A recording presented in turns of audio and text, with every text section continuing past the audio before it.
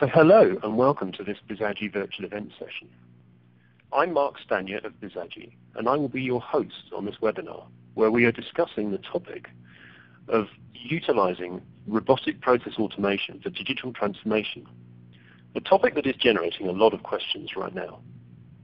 To help us understand the relevance of RPA and how it relates to digital transformation and process automation, we have Alan Hester from Nividus with us today. Alan, perhaps you could say a few words about yourself.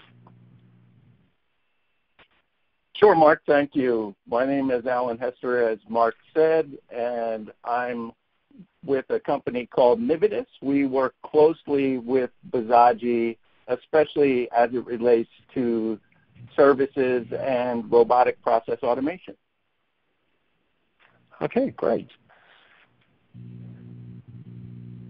So, a quick look at the topics covered today in today's session. In a second, I will cover off a few words on who Bizagi are for those who are not familiar with our company and credentials. However, the meat of today's webinar will be delivered by Alan, who will present the hows and whys of robotic process automation. The key takeaway from today will be to help you understand what RPA is, where it can be most effectively utilized, and importantly, where RPA and BPM complement each other. We will leave time at the end to answer any burning questions you might have, so please post your questions through the session and we will endeavor to answer them at the end. So just a little on Bizagi. Bizagi is a digital process automation company. We enable customers through our platform to realize their digital transformation goals by focusing on their operation and how this can be digitized to reduce costs, grow revenue streams, and help mitigate risk. We have been in existence for 15 years, and over that time built up some strong and long-established relationships across the globe and across an array of industries. We have helped established brands reimagine their operations so that they can compete in the digital era. Our approach is underpinned by partnerships that help manage change programs and technology implementations around the world. But on to today's session, and to help guide us through this, I'd like to pass over to Alan, who is the expert in this case. Thank you, Mark. So as I said before, I'm from a company called Nividus, which people are prone to mispronounce as Nividius. So Nividus is the company, and I'll just say a few things about us before we get started so you know a little bit about the company that you're dealing with. We have been in existence for 6 years now, and our roots are firmly within the BPM space as well as product management.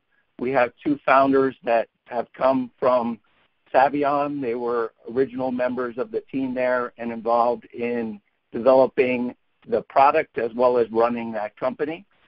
We are operating out of multiple offices in the U.S. and India.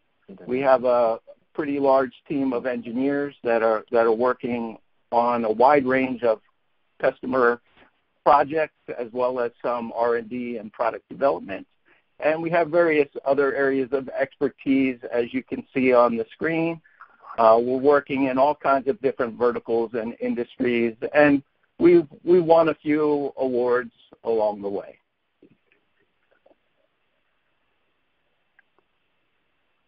If someone could move me to the next slide, please.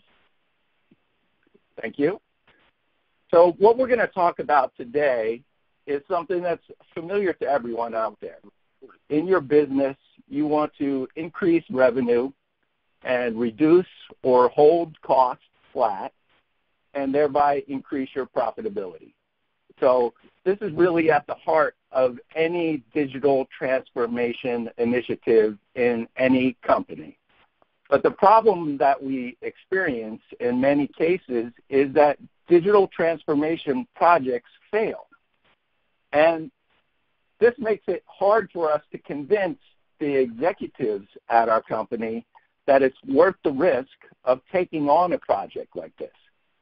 So what we're going to talk about today, robotic process automation, has gotten significant traction recently because it helps to solve that problem.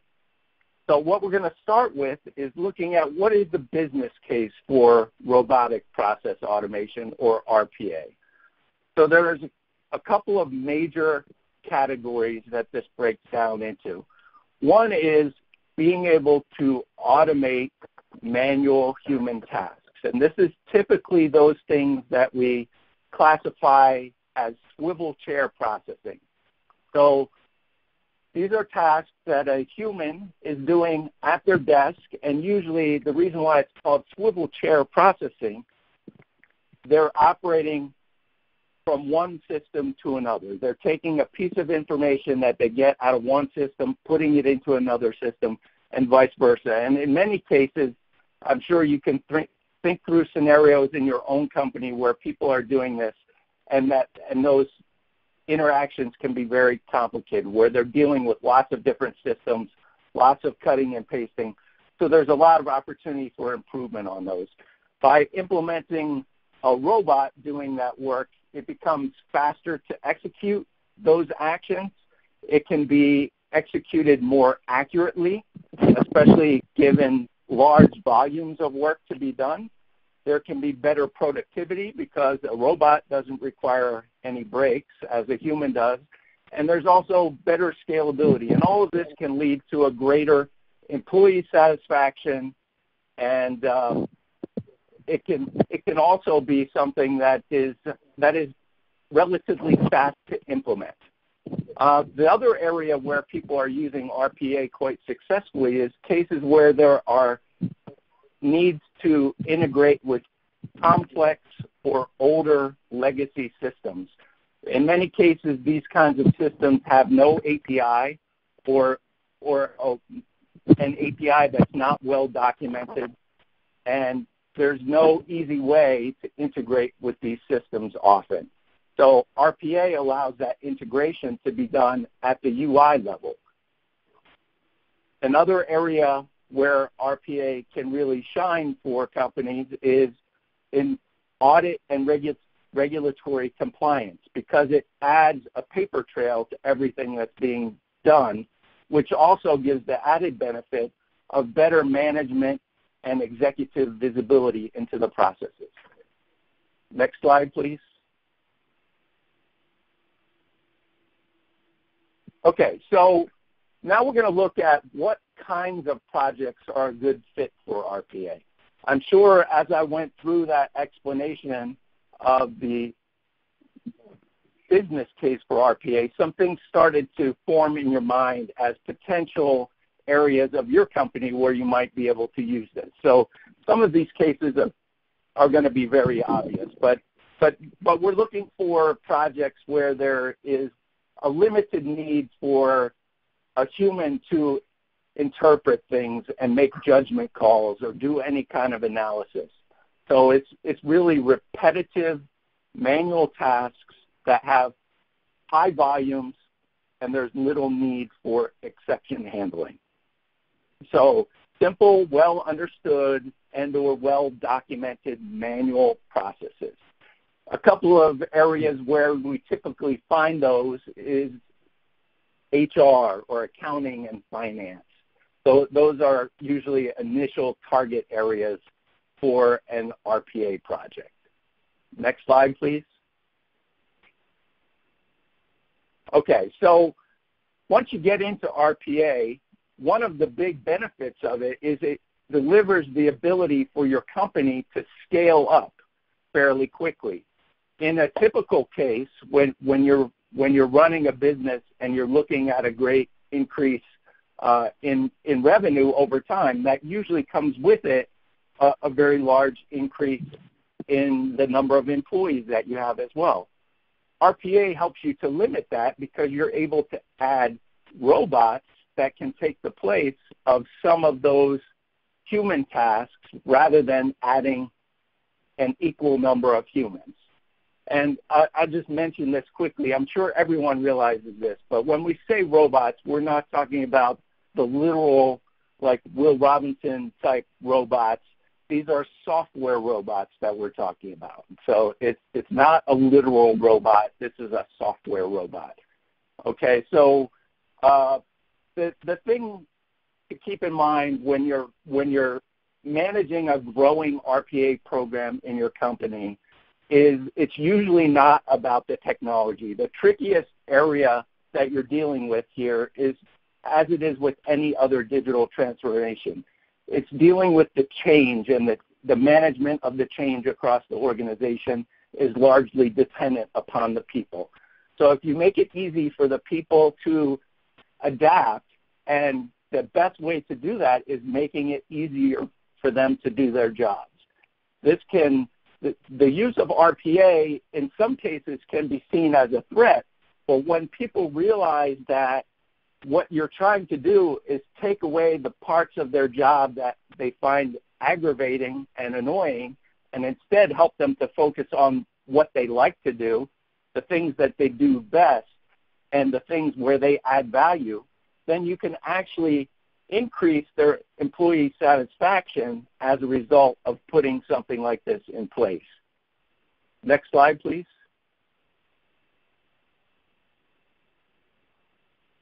Okay, so now we're going to talk a little bit about how RPA works together with BPM. I think there are many companies out there that are talking about RPA more as an alternative to BPM. And there might be some good reasons for thinking about it that way, but in our view, RPA is really a step to BPM because the combination of the two is where you get the best value. You're able to leverage all of the advantages that the systems bring together, and they're also able to work off of each other. And so what I mean by that is that within RPA, you're able to automate the repetitive and manual system tasks. You can overcome those difficult legacy integrations that we talked about, and you can also offer the ability to phase those things out over time and replace them with full integrations when that time is appropriate.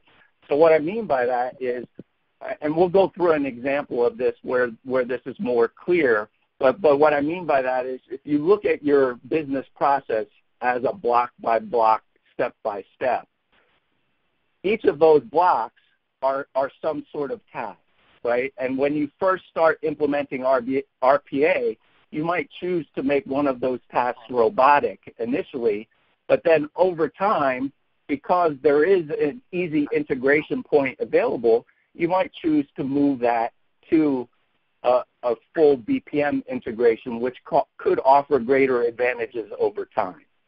And so the flexibility that you have using Visagi and Nividus RPA together is that you don't have to make a lot of those decisions up front. You can make those decisions as you start implementing. And as I said, we'll see a little bit more of that as we go forward. But let's go to the next slide, please. Okay, here we're going to just look at an example of how this might work in a real-world scenario. So every business has processes in place that are part of your day-to-day operations. And usually they're at least partially documented, but the documentation breaks down a lot of times, especially when you look at it from a high level as what we see in this drawing. So within that CRM step, or within that order entry step, or within that logistics step, those processes might be well defined. But when you look at it holistically, the handoffs, like from CRM to order entry or from order entry to logistics, those are usually the common trouble spots where there are things that aren't well documented, and there's often no easy way for executives and managers to track the metrics around the overall process. And in some cases, even within each of these individual steps, you might not have things as well defined. So let's move to the next slide here. So in this view of it, we see that the process has been broken down into into the relevant steps.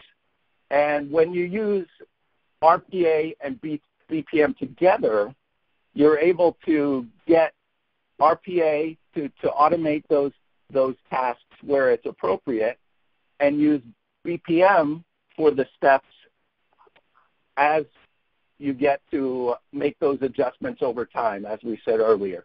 So initially, we usually talk about the low-hanging fruit, right? So the way a lot of people use RPA is as a mechanism for being able to prove the viability of a full BPM or digital transformation initiative within their company, right? Because they can pick out the low-hanging fruit and implement these steps in an automated fashion using RPA and show a quick ROI with very little upfront investment and on a fast timeline.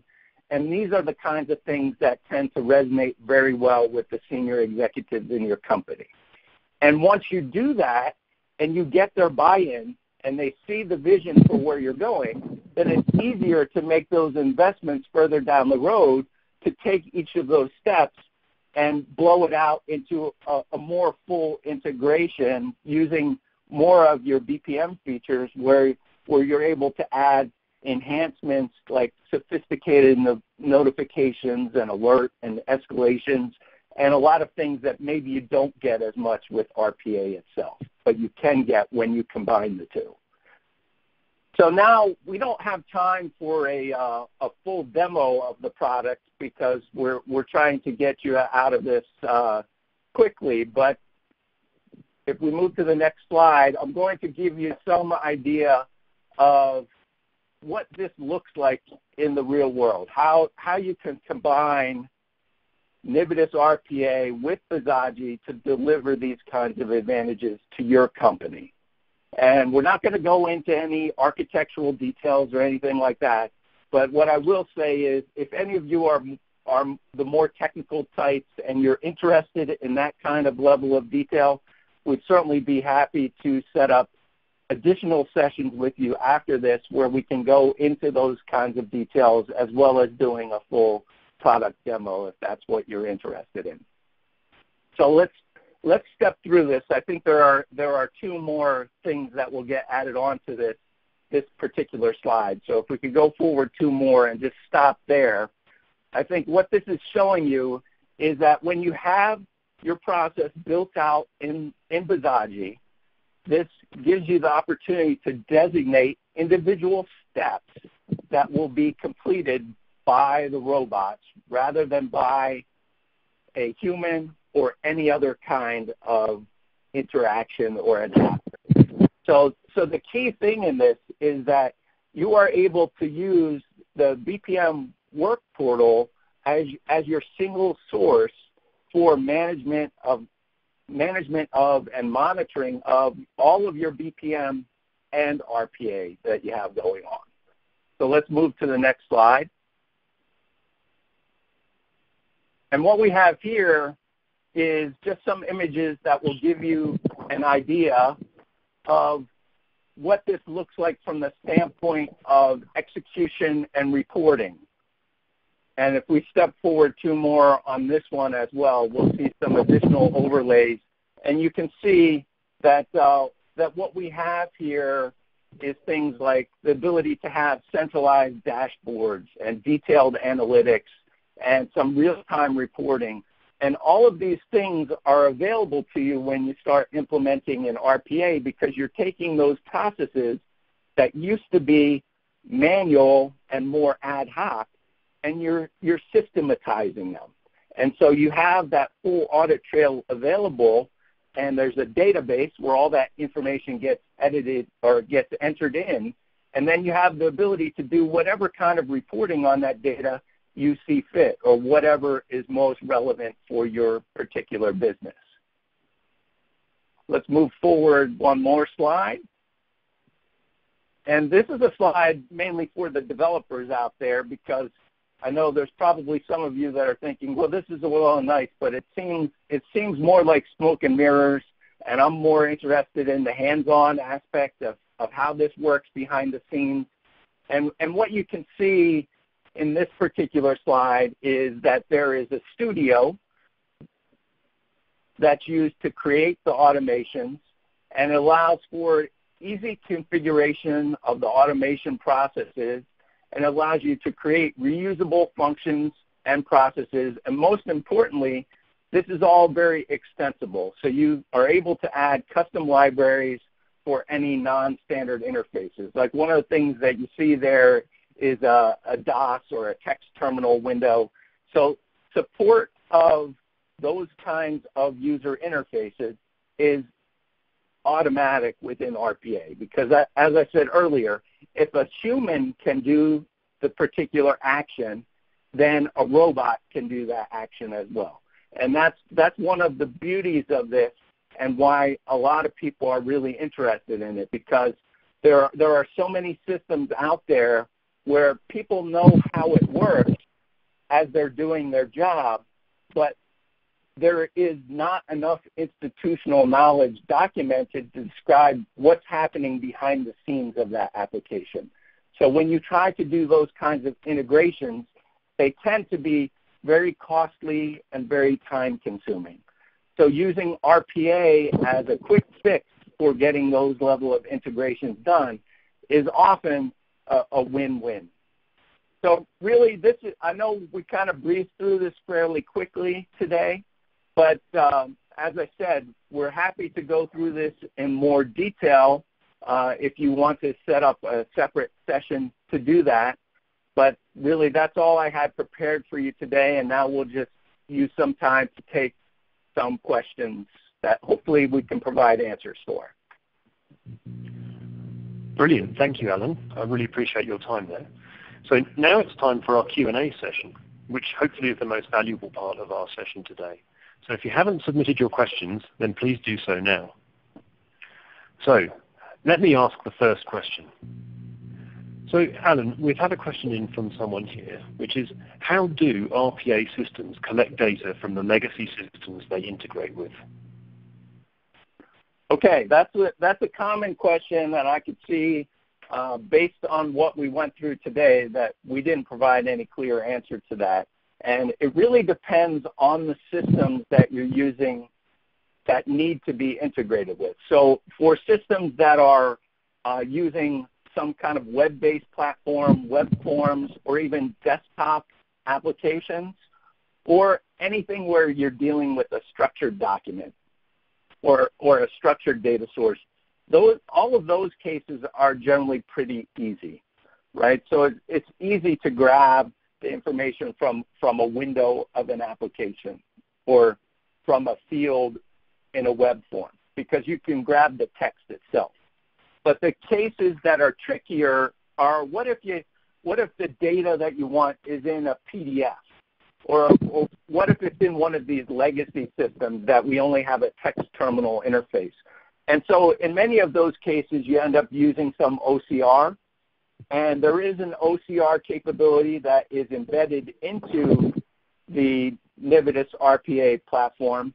But I noticed that one of our other questions is related to usage of your own OCR solution if you already have one, and that is something that is also supported. So the solution is very modular, and if there's any of the pieces of the system that you would like to use your own version rather than what's built in, it's very easy to swap those out, and OCR is one of those pieces. So that's a long answer, and really there's probably a lot more to it depending on what the systems are that you're integrating with. But the most important takeaway here is just about everything that you need or everything you should need is built into the system initially. It's not like one of those situations where you're going to have to do additional investment and buy this tool and buy that tool and buy the other tool. Everything you need should already be there for you. Okay. That's pretty good. Thank you for that answer, Alan. So we have another question here, which is, does RPA have any cognitive capability built into it? For example, does it understand when it has collected blank data or incorrect values? Yeah, that's a great question. I know cognitive is a hot topic along with RPA these days, and I think that over time, cognitive is going to add more and more value to RPA, and I'll explain in a little bit what I mean by that. But first, let me answer the actual question. So there's two different pieces of this. So the example of collecting blank data or incorrect values, things like that can be easily handled by the rules processor that's already built into the Nividus RPA engine. And there's also something similar built into Bizagi that you could use as well. So there's a lot of options for handling things like that out of the box. But where we see the real value coming over time is being able to reduce the exception handling required for your RPA processes, because the ROI that you get back from implementing any RPA process is really highly dependent on the amount of exception handling that has to be done, because that's where your human interaction comes into play. So the more that you're able to limit the exception handling, the higher your ROI will be. And so you could see naturally that as you add cognitive abilities to the system over time, being able to learn from past solutions to exceptions and not escalate them or elevate them the next time around, that reduces the number of exceptions that you're dealing with and therefore increases the ROI that you're seeing. But as I said, these are things that in the future are going to add great value, but I think they're just emerging now. Okay, thank you for that, Alan. So we are running a bit short on time now, so I'll just try and squeeze one last question in, which is how can we scale RPA for large enterprise solutions? Okay, that's a great question also, because I think that one of the main reasons why companies are interested in RPA is scalability. So in the case of Nividus RPA, we have a server component that's responsible for load balancing all the RPA requests between the pool of agents that are available. And basically what that means is that you're able to dynamically have the system adjust to the load, because there's like a traffic cop sitting there that takes care of it all for you. And the great thing about it is that you have full visibility through a dashboard into how all of that traffic is being directed. So I know this is a little bit hard to visualize without actually seeing the dashboard itself, but it gives you the ability to get great scalability just by adding additional robots. So adding a robot is so much easier than adding a new employee. And so as you scale up your work, you add new robots as needed, and that's a great way to get that enterprise level scalability that you're looking for. Okay, brilliant. Thank you, Alan. I think that just about finishes our time today. So I'd just like to close off the session and thank everyone for their time today. If you have any further questions, because we do have quite a number of questions in the portal here that we've not been able to cover today, please reach out to us if you need anything further from us, or you can go to bizagi.com where there's further information, or to our Bright Talk channel where we have the webinars and things that we've done in the past, or even I know some people have asked here if they could see a demo. You can go into the YouTube channel for Bizagi and search for the Nividus demo that sits within that channel if you'd like to go there and see that. But otherwise, thank you everyone for their time today, and thank you particularly to Alan for spending his time with us and giving us this insight. So, thank you everyone. Thank you, Mark. Goodbye.